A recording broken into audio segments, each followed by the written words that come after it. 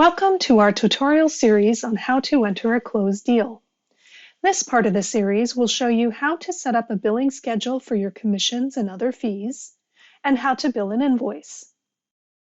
We're going to use the more common fee scenario as our example for this tutorial, the one without taxes and expenses. At the top of the invoicing page, you'll see a summary section with totals for the deal fees, amount scheduled for billing, amount invoiced or billed, paid amount, and outstanding balance. Similar to the process of selecting a vendor for a deal contact on the Fee Splits tab, you need to select or create the customer account for your billing contact. The billing contact in this case is the landlord. If there's already a customer account linked to the contact, it will automatically show up so you don't have to run a search. Otherwise, run a search first, just in case the customer account is currently linked to a different contact or is not linked to any contact.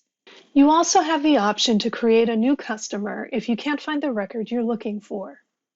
The Create a Customer form is a lot like the Create a Vendor form. Required fields are indicated with an asterisk, and you can click on the Import Data option to populate the address and other contact information. Click Submit to save the new record. If you need to change the selected customer, click the X next to that field to unlock it. Below the Summary section is a form for the invoice or list of invoices for this deal. Start by filling out the first row. Your system administrator maintains the options available in the fee type pull-down, so those options may look different in your system than in this tutorial. Add the invoice amount and due date. The fee details field displays on the actual invoice that you can print or email to your customer. The status details field is an internal memo that shows up on some invoice reports. If there is more than one invoice to bill for this deal, click the button to add additional invoice lines.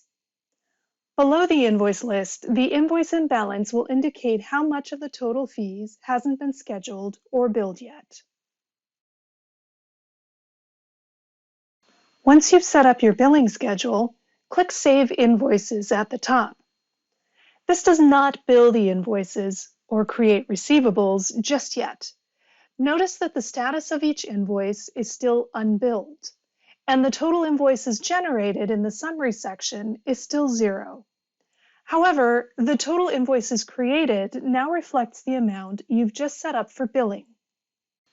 To bill an invoice, click on the Create Invoice button next to that invoice. Please note that this option only becomes available after you click on Save Invoices. A form will come up with the additional fields required to complete the billing process. All of the entries on this form should be pre-populated, so you only have to confirm or correct them as needed. The invoice date will default to today's date. The invoice number uses the system's record ID as the default entry, but you can use numbers and letters here if you want to. The billable status distinguishes between current receivables and invoices that are actually due after a specific contingency has been met. The alternative to using this entry is to leave the invoice as unbillable until you're ready to treat it as a true receivable. Click Save to bill this invoice.